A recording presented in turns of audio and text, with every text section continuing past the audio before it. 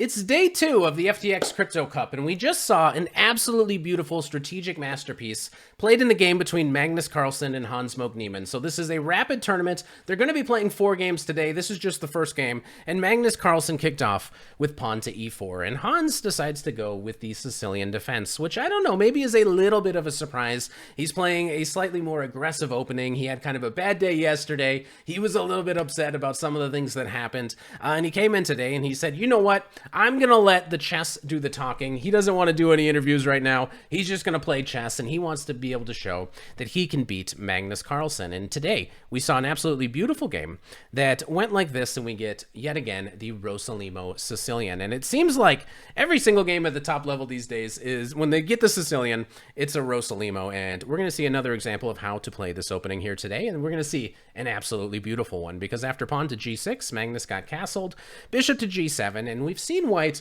kind of employ a lot of different setups in this position recently, but today we see the absolute main line, rook to e1, Black plays knight to f6, and this allows White the opportunity to push the knight around, pawn to e5, knight to d5, and now knight to c3. And White is inviting you, if you would like, go ahead, take my pawn, accelerate my development. That would be lovely. Hans says, no way.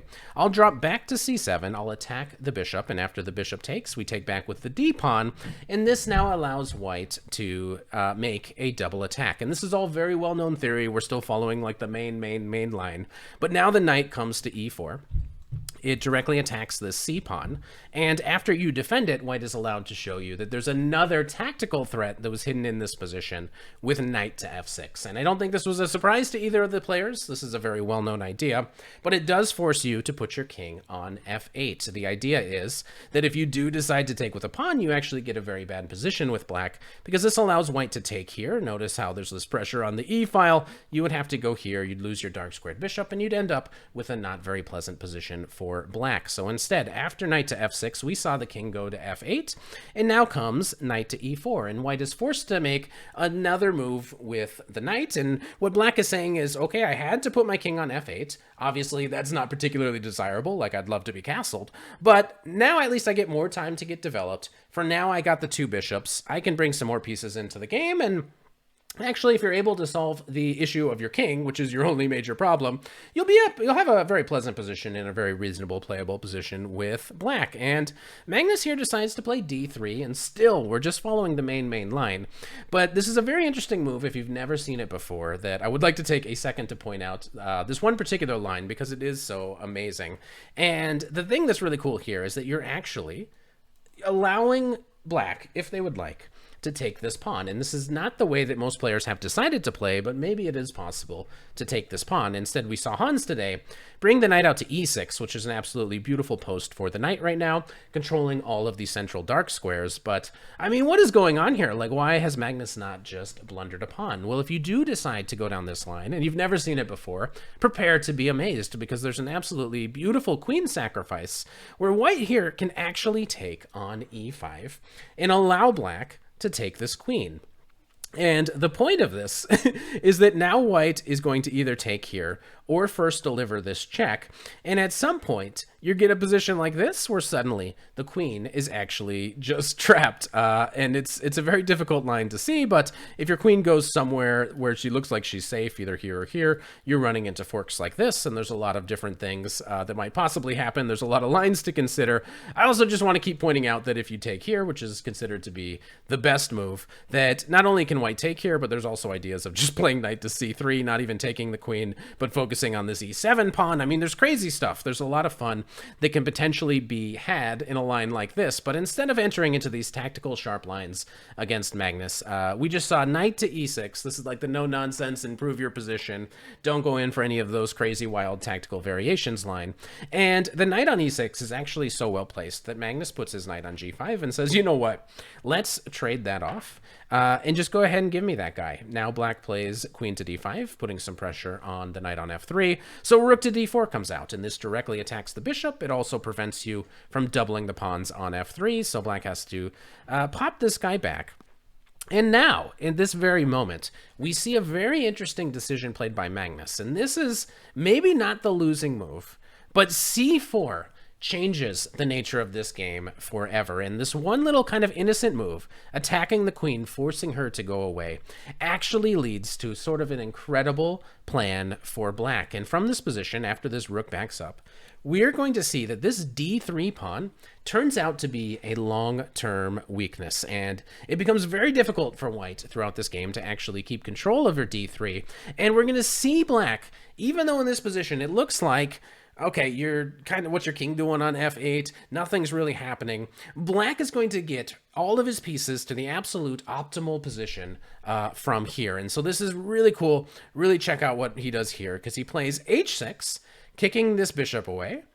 Pawn to g5, he's charging at it, and at some point maybe we'll go on some kingside attack, but we'll save that for later. The question is, how do we get all of our pieces to the optimal squares? Well, the idea of h6 and g5 is not only to misplace this bishop, and it kind of is, it's over there on g3, where it might be subject to some sort of attack on the king side in the future, but it's also just kind of cut out the game, and its only job for now is to stare at that e-pawn.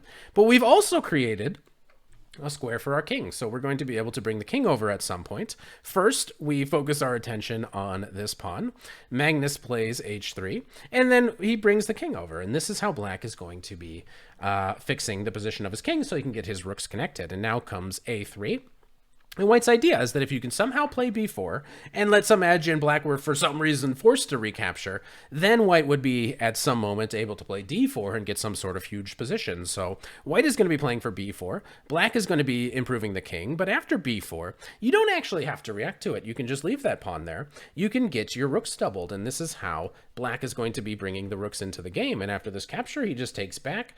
The pawn's doubled, sure, but not actually weak. Not very easy for white to do anything about it. Except for maybe one day to bring the queen in and try to target them. But the other thing is, if the queen comes over to the queen side so that this rook can come over and defend the pawn, which is exactly what happens in this game, you might also get to some position where if black now somehow manages to get an eventual kingside attack, that the queen might not actually be able to help defend the king at all. So all of a sudden, just every little tiny decision is making a huge impact on this position, and black decides to fully optimize his pieces with queen to g6.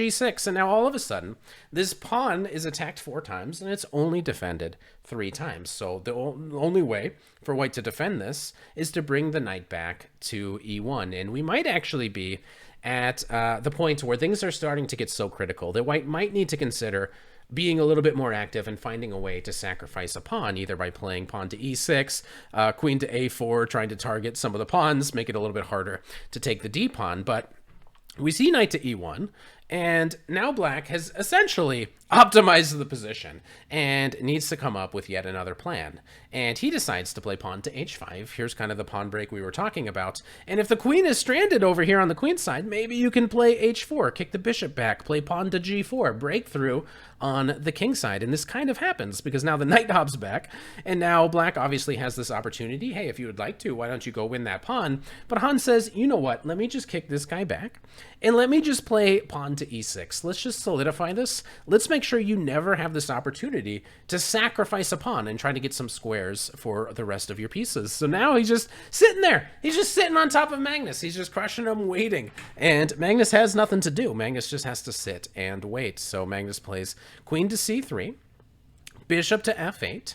And now, as soon as the knight goes back, this is when black decides to strike with pawn to g4. Notice how now the knight is no longer putting any pressure on this h-pawn. So now is the time to break through, and we get to this position where black is suddenly making some progress on the king side. Pawn goes to f3, bishop drops back, pawn to f4, making this bishop even dumber, but solidifying the chain that we got going on here.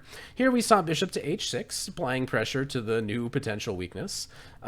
Queen to a4, and suddenly Magnus is coming in, and now is the moment where he's starting to attack these pawns. But black just plays queen to g4, improving the position of his queen and going right after this rook.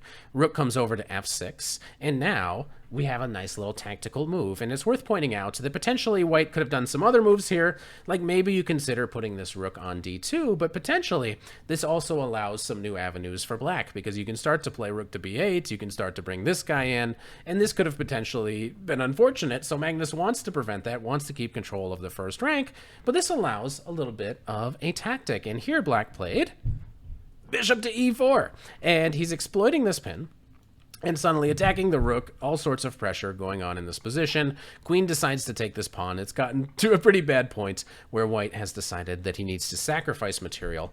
And now we try to break through. We threaten the checkmate. The queen comes all the way back. Black is able to pick up another pawn, and it's really all going downhill for Magnus. So the knight hops back, keeps extra control of this, attacks this guy. We take this a pawn, queen is swinging over, and the rook goes back, and it's getting very difficult. Like this rook, we're attacking the knight, we're just threatening to put our rook on e2. It's all falling apart, and after the king goes here, we see bishop takes f4, and this was the final move of the game. Things are completely collapsing here for white, and Magnus had to throw in a towel. So congrats to Hans Moke Niemann for playing an absolutely beautiful game, and if you liked it, please make sure you subscribe. Do it! Hit the button! Please! Please! Thank you. Bye!